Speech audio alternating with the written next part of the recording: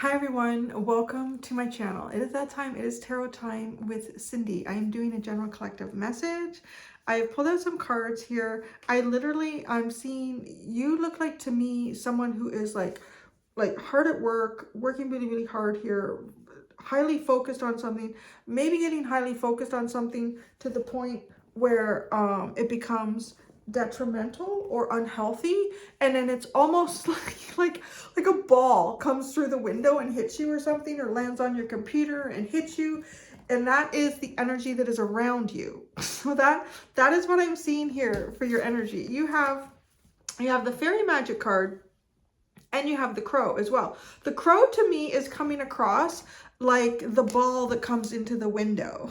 Okay, so fairy magic is like a really cool energy that can kind of come into our lives and can really sort of change the dynamic and the energy that we're experiencing. It can change, okay, that's all right. So it's the size of a rat, but it was a squirrel. Squirrels are okay. It's a dynamic where, see, it's like fun things start to appear around you. It's almost like little things trying to like pull you this way. Don't take it so seriously. Don't take life so seriously. Don't get caught up in all this seriousness. Is a little bit like what your energy is. Now, the underlying is really interesting because you have the mouse card and the worthy card. Okay, as I talk about them sort of individually, and then I'm going to bring them together, how I see these energies kind of like together. The mouse card is someone who can be a little bit nitpicky, someone who gets like so caught up in the details that they, right, like they become overly absorbed in the details, and they may actually not even be accomplishing anything. So like you can get like so absorbed in some type of a detail here that you are not actually accomplishing anything. And which is kind of funny, right? Because this fairy magic comes in with the crow, almost like to kind of throw a ball into the window at you, through the window, and kind of like distract you, take your mind off of whatever it is that you are overly focused on. Crow is also an energy that is extremely powerful. It's a very powerful intuitive energy. It's also a very powerful way that the universe will speak and guide us. And the fact that this comes in with fairy magic, it really says to me like there's some sort of forces or energies that are playing about you right now that are trying to sort of like take you away from whatever this is. You could be overly focused on something. Maybe you are trying to accomplish, maybe you have a writing project and you're trying to get the right words to write something down. You're writing a book, or maybe you are trying to come up with a recipe for, you know, something that you want to create and serve to your family or your friends, or maybe you're focused on your accounting. You're focused on something, I don't know what it is, right? But it's almost like these cards are saying that your focus has become too strong, and you're not actually, it gets to the point where you're not really gaining anything. You're not learning anything. It kind of reminds me too of like whenever I would draw or paint, mostly draw, I would get like into, try to get as hyper realistic as I could at times in my drawings. And I would just become so like immersed in what I was doing, like right here, that said, you know, I really got to go pee, and I would put that off because I don't want to stop. I'm really focused on this, and eventually, before I was about to explode, I would get up and I would go to the bathroom, and then coming back, I would be approaching the artwork from quite a distance, and I was like, oh, wait a second, that looks odd. Why is that coming out? Like, because I was so hyper focused on it and so like, yeah, absorbed in it that I wasn't actually seeing the bigger picture. I needed to step back. So over time I learned, you know what, you're obsessed with this. Step back, walk away. But see, that's it too. I learned that just stepping back doesn't help because I'm still focused on seeing it the way I was seeing it. I'm not able to have a fresh mind. So this is almost like that, right? It's kind of like too, like somebody who's maybe you're working, I could see somebody who's maybe working from home. The kids are outside and a ball comes in, or they're like, they hit you with the squirt. It's kind of like that's the fairy magic working around you here. Now, when we add the worthy and the mouse card together, this feels like someone to me who could be, let's say you have a presentation to do at work and you're feeling like, you know what, if I don't really nail this, I don't feel like my boss or I don't feel like my colleagues are going to see me as somebody who is really like capable of this position, or they're really going to come on board with my idea. So, right, like this is sort of like this nitpicky energy is maybe being produced because of a sense of worry about being worthy, or a feeling of lack of worthiness. Again, right? So it, like, that in itself feels like how you've become nitpicky, or how you're getting like really hyper focused on something, is attached more to a sense of like yourself and your self-worth than it is to being able to come up with a valid solution or complete a project for yourself. So beware, and I think it's really beneficial that you have some type of an energy around you that is wanting to distract you. It's going to want to pull you away, and it looks like it would probably be good. Like you should go with it. You should take it. Maybe like sometimes my little dog Lily, if I'm way too serious, she goes and she grabs her stuffed raccoon. Let's play, mommy. It's like, I don't have time, Lily, I don't have time. She's like, no, we have to play. It's like the fairies told me. Sometimes I feel like that. Like sometimes I feel like my own animals will interact with me, and I'm like, I think like some sort of energy told them to do that. It's like, you need to go and save your human right now. They're getting like way too obsessed with something. Okay. So that could be something that plays out for you right now as well. Okay. So I'm going to go into the tarot, and I'm going to ask a little bit here about your fairy. Well, actually, let's look at the mouse energy. Let's look at the mouse energy.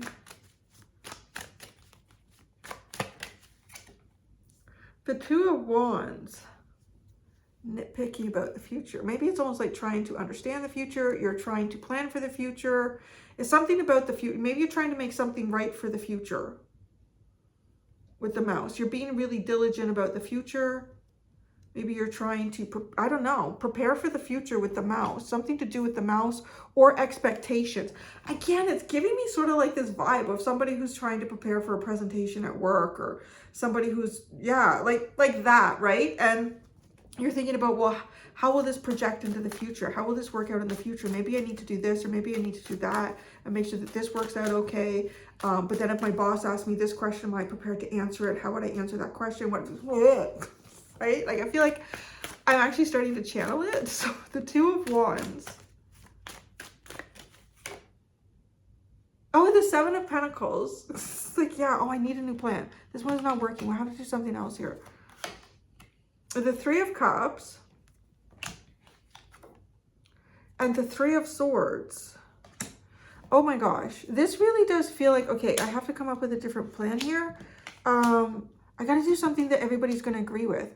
Or I have to do something that is going to get people on board with me, right? Like with this Three of Cups, kind of celebrating together. Let's rejoice in this. But then the Three of Swords.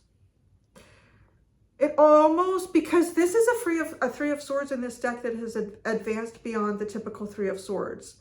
There's two Three of Swords and two Ten of Swords in this deck. And this is the more advanced Three of Swords.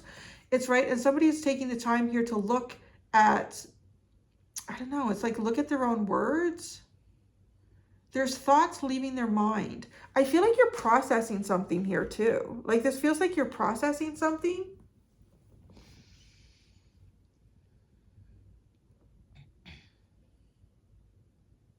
I am getting a bit of like a want or a desire here to please in some way. And trying to like really hyper focus on how you can do that. What's the Worthy card?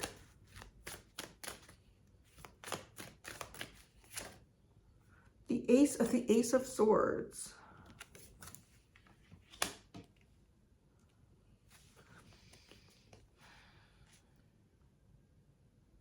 Yeah, it's not changing. I mean, I'm pulling out cards and it's continuing to almost like, okay, maybe I want to show that I'm this smart, or I want to show that I am smart enough. I can figure this out with the mouse. The Ace of Swords. And it's almost like to know that you're worthy. Getting nitpicky here. The Lovers. The Queen of Pentacles. And the Six of Swords. Man, some of you, this is also okay, this is also giving me this vibe. This is almost like someone who's been accepted to something. It's like giving me sort of the vibe here of someone who has been, maybe you've been accepted to a school or a place of work or a group or a community. I don't know. It's like finding yourself being accepted to something and sort of like questioning if you're really worthy to be there. Like, do you really deserve to be there? It's not, I don't know how much of it is like a conscious thought that would be going through your head or has been going through your head. It's kind of coming across to me more like with the mouse is, you know, getting whatever you want to wear for the first day of work, or whatever you want to wear for your first day of university or college, or I don't know, somewhere. Maybe you're going to go to a community group and you're going to learn to paint. And you're like, am I really? Am I going to look like a fool? But I feel like it's more like, okay, because if you were going to go somewhere to paint, you probably wouldn't pay attention to what you were wearing. But it's almost like you're ready to go and you've picked out, or you spend the next how many days before you go to this place, or you're going to meet this person. You spend all of that time thinking about what you're going to wear. And you look in the closet and you're like, blue really highlights my eyes. But all the blue outfits that I have, they kind of make me look fat. Or, you know, like, and like, man, I don't feel confident in that one. I feel like maybe that's too loose. That doesn't look professional, or that it's not giving the image that I want. Like, there's just like, right? Like, I keep getting pulled into this mouse with the worthy. And then it's like, okay, you finally decide what it is that you're going to wear. You get up that morning, you probably don't even sleep the night before, to be honest. You probably don't even sleep the night before, but you get up and you put on the outfit, you're, okay, yeah. And then you're about to go out the door, or maybe you're passing by a mirror before you go have breakfast, and you're like, I don't know. That doesn't feel like that's the right impression. That doesn't feel like, right, there's this, yeah, it's coming in here. It's almost like you're already accepted. Like, that's what I feel like. And the fact that this fairy energy with the crow is here, that to me feels like, stop worrying about it. Like, stop worrying about it. Stop hyper focusing. Stop being like this super vigilant mindset on whether you're worthy or not. You're going in that direction. Like, you're going in that direction. Your worthiness is there. It's been proven. It's time to have fun. Like, right? It's time to have fun. So, yeah, you know, it's even giving me like, no, if you think about someone who's going to go stand in front of a group of people and they're going to do a presentation, and if this person is doing a presentation and they don't feel like they have to impress anybody with their presentation, they're very relaxed about it. You know, to some degree, they have planned for it. They have maybe some notes just to remember. And it's probably not word for word. It's just like a key word, right? Don't forget to mention this, and then just start actually talking about that. And that's honestly sometimes the best way to do a presentation. But it's like, that's not you though. That's not the energy that I'm picking up on. Like, it would be like someone who really didn't have much to prove, didn't spend much time, you know, getting ready for this presentation. You know, they did a bit of work on it, and they, like I said, they had their cue cards or a paper to kind of keep them on point, and then just talk naturally about it, right? Like, maybe the night before they sat down and they put those keynotes down. And then they got up in the morning and they decided what they were going to wear, and then they went. But your energy is coming up more like someone who is like focusing so much on every single word that you would say, on or what order should you say them? And then if somebody asks this question, what should the answer be? Right? And I don't, like, these cards are telling me that you do not need to be that diligent here with something, right? And so it's almost like getting up on the podium and, oh yeah, right? It's almost like going, oh my God, what did I just write here? Now I don't know what to say. It's almost like, because all of this pre-planning just makes it difficult. Or maybe you go up there and the microphone isn't working, and you realize, or maybe it's giving a lot of feedback, so you have to step away from the podium. But to step away from the podium, you either hold everything that you were going to talk about, and now you're not going to make any eye contact with the audience because you're going to be so focused on, you know, standing away from the podium and looking at that. That part feels like the fairy magic. That part feels like the fairy magic, where it's like, okay, that the mic is giving feedback. You need to step away from the podium. The fairies did that on purpose, because instead of just like looking at this, it's almost too like thoughts leave your head as soon as you're looking at something. So there is an energy here of spinning your wheels excessively to prepare. But it's like preparing for something that you are already worthy of. So the fairy magic comes in here for me in this case is to be more like that person who it's just like kind of off the cuff. Just off the cuff, like just letting it happen and just naturally being yourself. Because if you're already worthy for something, right, you don't need to show up any other way except as yourself.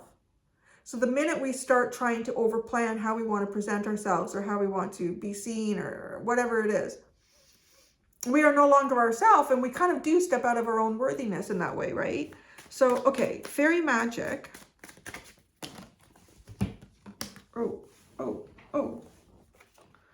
2 of Cups, 4 of Wands, and the Moon. Wow, what is this? Is this like preparing to go to meet someone or to see someone or, yeah, no, there is no need here to second guess yourself. Okay, here's the other thing. You could be like so hyper focused on doing something, and then somebody very important walks into your life all of a sudden, and this person is like here to play.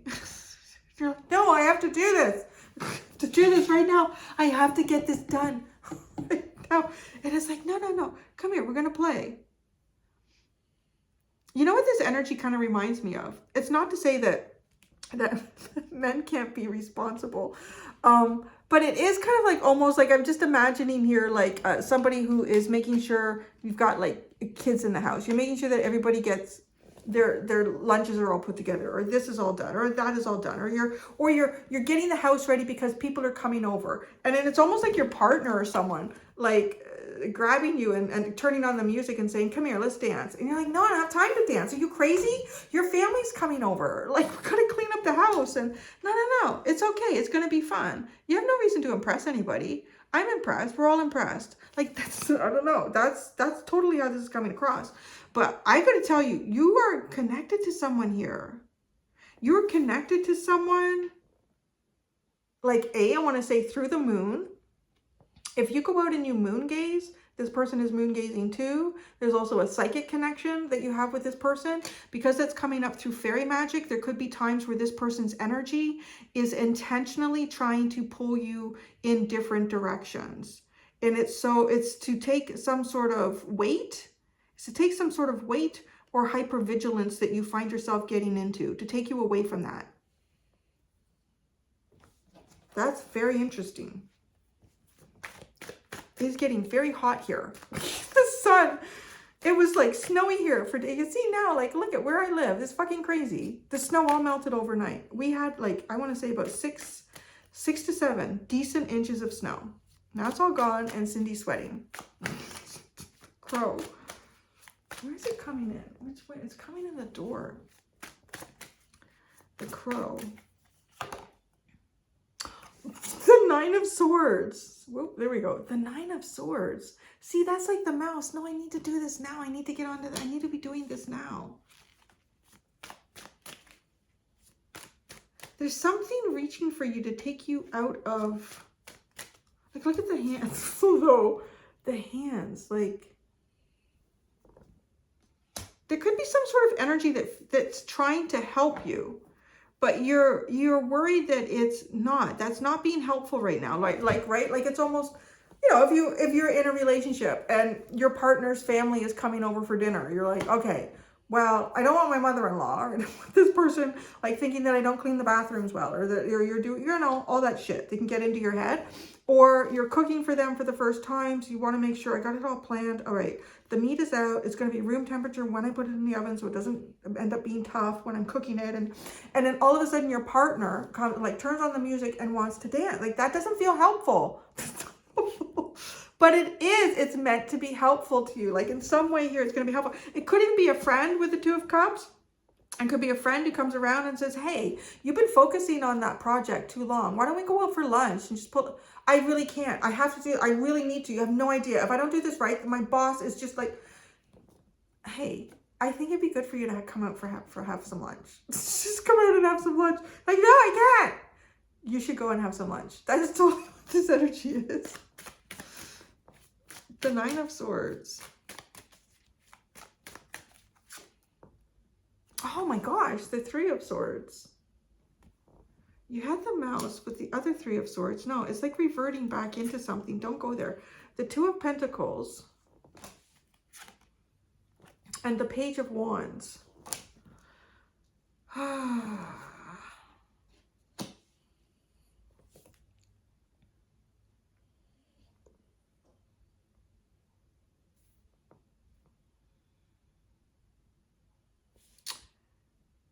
I think, why do I feel like that the crow is a representation of like something or someone that is trying to sort of like connect with you, try to get you to pull away from some type of hypervigilance that you have found yourself in.